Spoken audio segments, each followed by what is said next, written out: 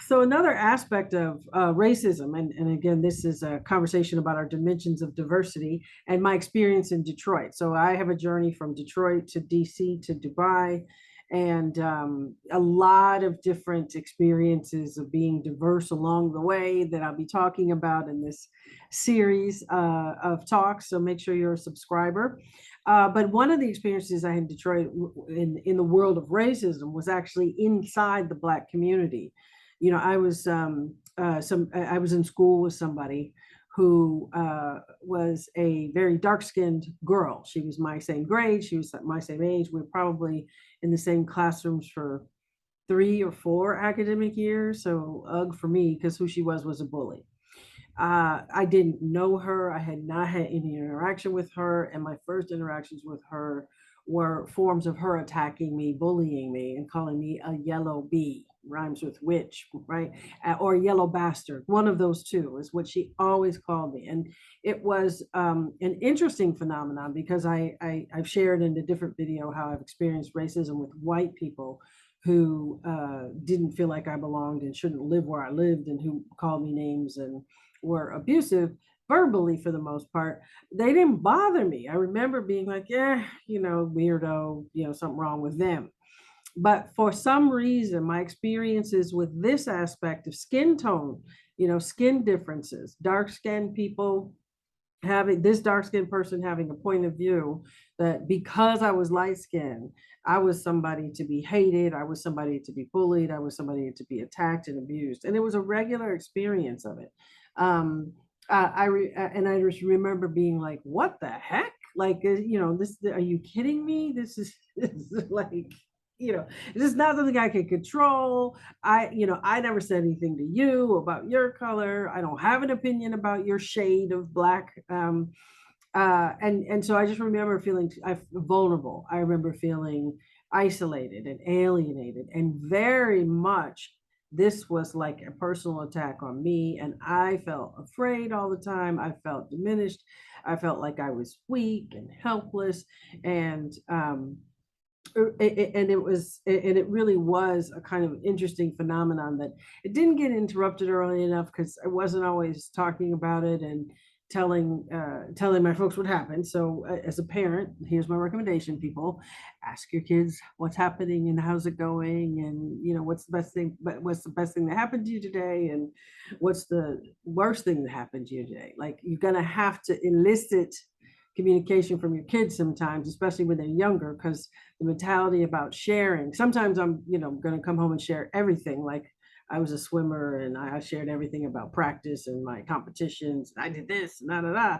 But there are other things I didn't share about because I kind of had it like there's something wrong with me. And if I talk about this even more, then there's gonna, like, other people are gonna find out there's something wrong with me. So I better keep quiet about this. And there were a number, and I don't know why, because there were a whole community of people in this conversation. There were a number of people who were her neighbors and her friends who would watch her do this. And there are people who knew me and would watch this happen to me. And one of the other pieces of coaching, I do training development around diversity, inclusion, and belonging. Being a bystander is like the worst offense. Now, we're talking about children, so I am talking about when I was 7, 8, 9, 10 years old. This is when this is happening.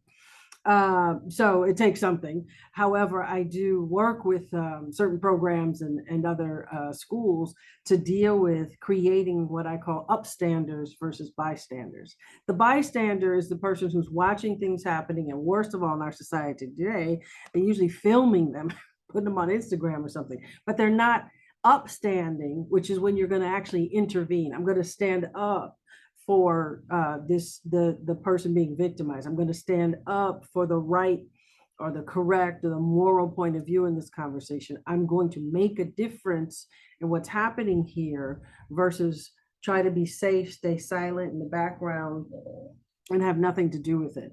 So one of the things I do encourage is to practice both being an upstander yourself and encouraging that in other people, especially young people. And my son's 19 years old now, and I definitely started this kind of upstander conversation with him probably by the time he was 10, to be able to say, you don't get to sit and watch people be abused, people be attacked, people be discriminated against, and do nothing about it. Now, mostly what's going to be appropriate when you're a 10-year-old is go get a responsible adult and ask for assistance. I'm not asking you to jump in and fight for me. And when I was little and this was happening to me, my brother was around and he was sort of handicapped by my mother's point of view, which is you don't fight, you don't hit people, you definitely don't hit girls. And so he always struggled with how am I dealing with this girl attacking my sister. Mostly what he would do would be attempt to separate us and get me away from the circumstance. But that actually helped him become part of like the attacks because they got like this dude ain't gonna fight, so we kick his butt too.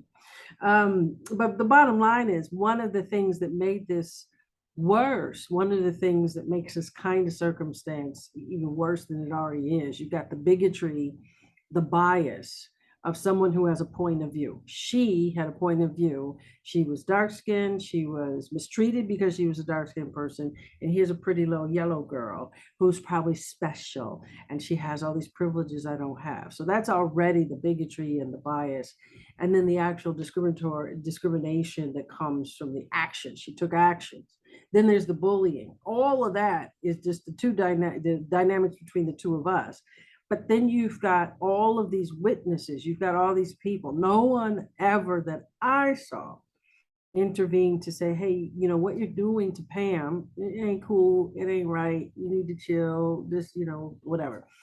When it got reported in incidents at school, and finally school officials got brought in, of course, they told her that. But to have a community of people watching bullying happen and do nothing about it is really one of the biggest ways to really cause a victimization of someone.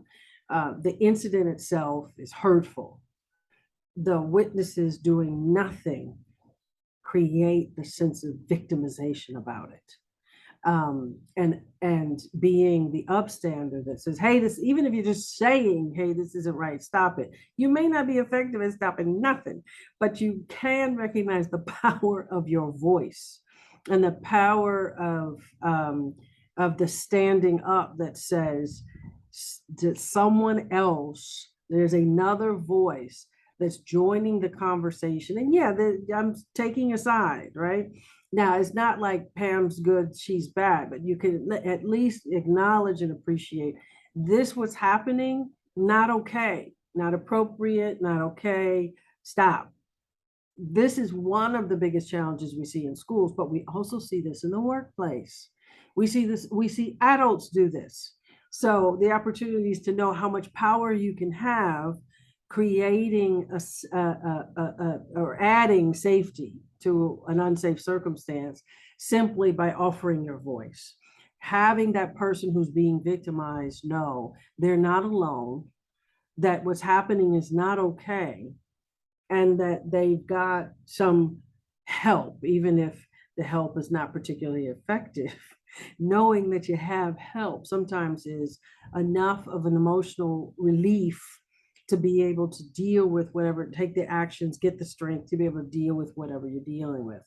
The opportunity for us to know that that being that upstander means that much is a big part of what we can learn in our conversation for diversity, and recognizing the opportunities, the ways that we deal with bringing in inclusion and belonging, and ending the behaviors that cause this exclusionary, discriminatory, offensive kind of behavior that people experience all the time. So be loud and proud with your voice, be an upstander.